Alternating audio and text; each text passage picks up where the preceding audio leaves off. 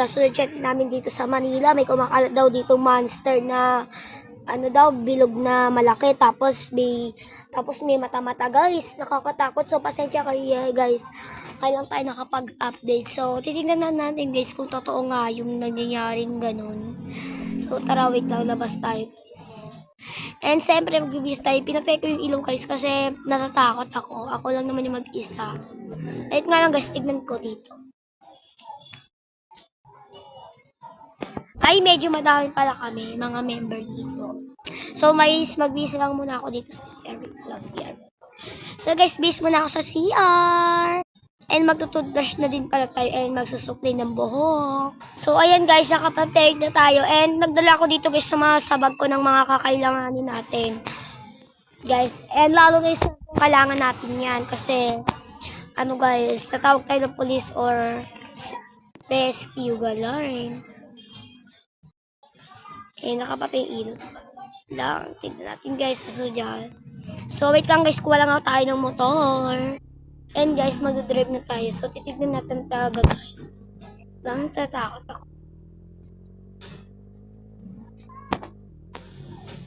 Lang guys, at tignan natin dito guys, sa gilid-gilid baka may aswang dito. Huwag na kayo makabahan mga auntie ko. Wait nga lang, inaan ko para ano, walang mag-bike na nga lang talaga tayo, te. Ang hirap mag-motor. So, ayan guys, nag-bike na lang tayo and para mapadali na din. So, bilisan natin yung takbo guys. Pwede bang ay more? Ay, wawawal.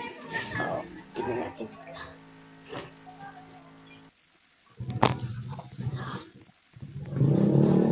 Silipin natin guys, sana naman hindi totoo para walang mangyaring masama. Hala guys! Hala guys! Nagsusunog-sunog na guys! Hala, mag-ingat din mga kasama ko dito guys. Grabe.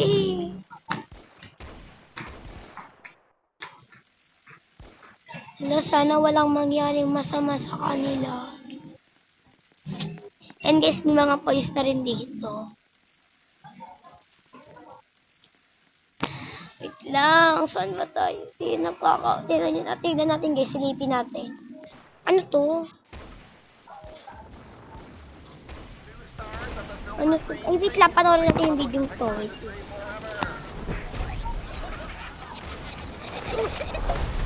The minions are back. Ano yan?